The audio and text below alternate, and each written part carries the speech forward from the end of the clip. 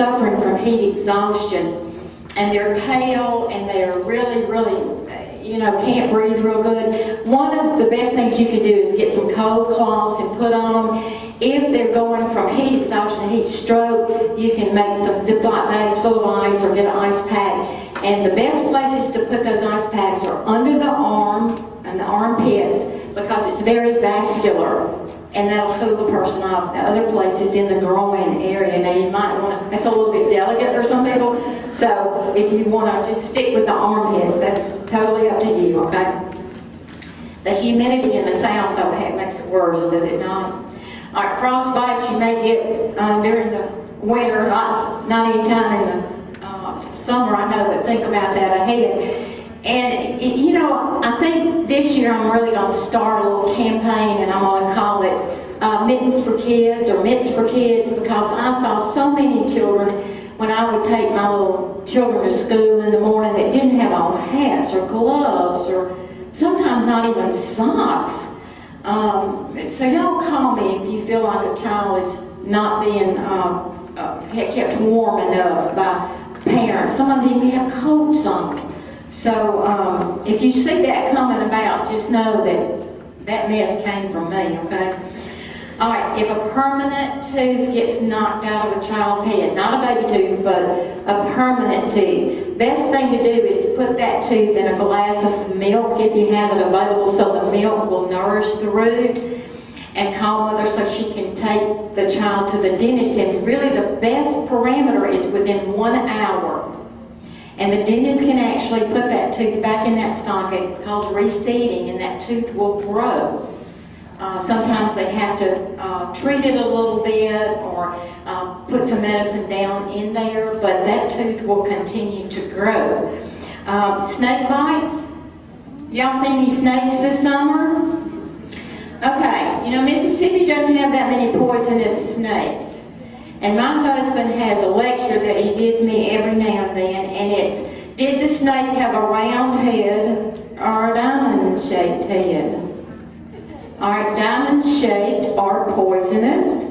Round-shaped snooty noses are non-poisonous. My response usually is, I didn't stay around long enough to see what kind of face he had. And the worst expression I ever gave him was, he said, did it have a diamond on its head? I said, I don't care if it had a ruby on its head. I wouldn't get near it. But know that you have to protect these children. And if somebody gets bitten by a snake, you have to keep that limb, what, above the level of the heart or below the level of the heart? Below the level of the heart. Keep them quiet, keep them cool, 911 so they can get to treatment, emergency room. They're going to ask you what the snake looked like. Now, if you killed the snake and you brought the snake with you, that's even better.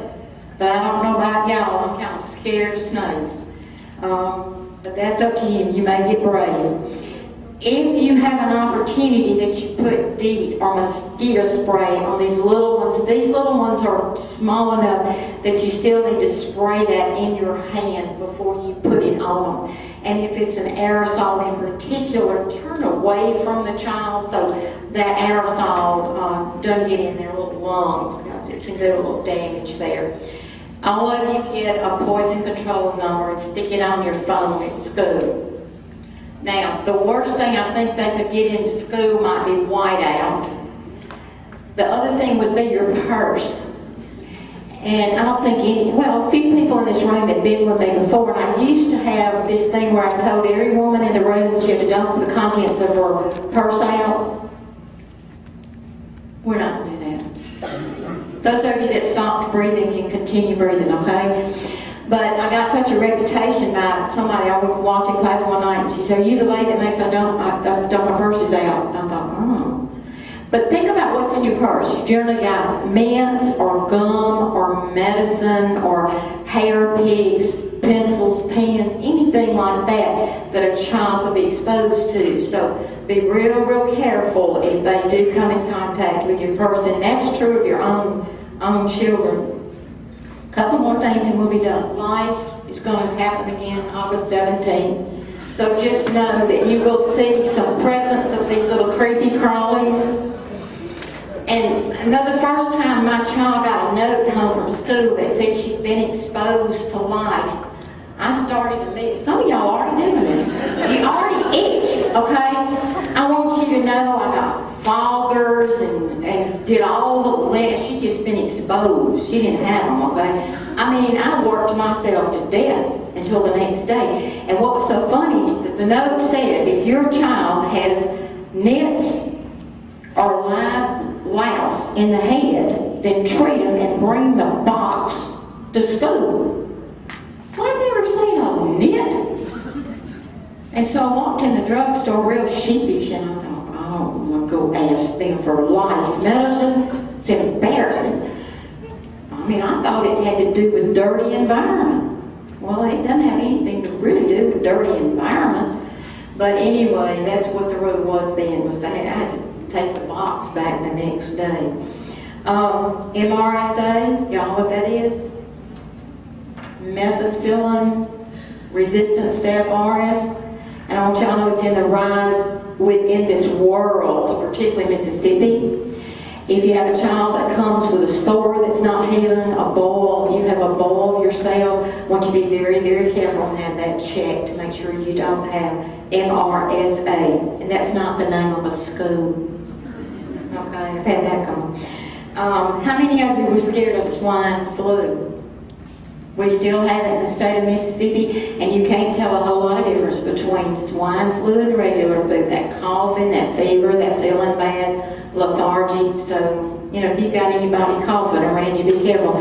Now, the latest thing about coughing is you don't cough in your hand, you cough in your shoulder. But I'm going to show you something in just a minute I want you to try. Be sure that you're up on your Tdap. If you're exposed to these small children, they're up on their vaccinations. You need to be up on your vaccination. And I do have to tell you from personal experience, that Tdap shot hurts. That should tell you I took it, right?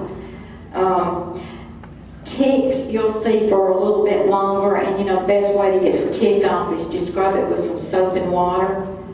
Nothing heroic, but some ticks can be as small as a pinhead, so you really need to look, you know, at your own children.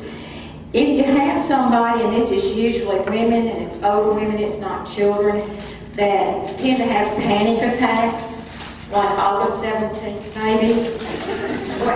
Is that when y'all start school? August what? The 20th. Where do you live? Arkansas. Can I send my children to you? Okay. No, I want to start sooner now. All right, what you do is you have the person that's having a panic attack blow in a paper sack. And it should kind of slow them down a little bit. Really, the children don't have panic attacks. If they do, they don't know what it is, so don't tell them. They'll start having more of them. Okay, two more things I want to show you.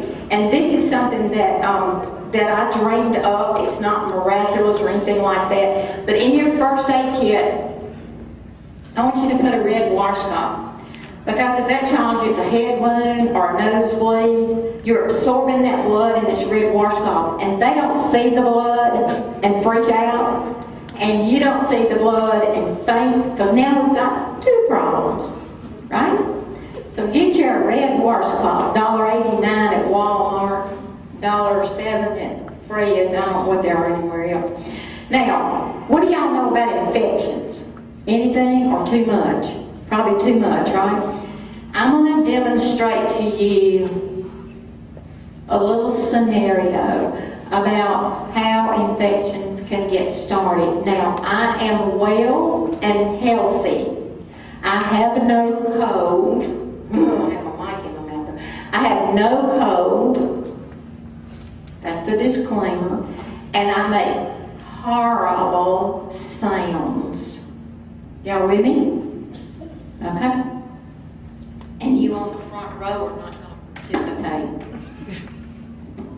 I don't sit on the front anymore. Because they always ask the front row something. Or, would you come here? Would you volunteer? What are you going to say?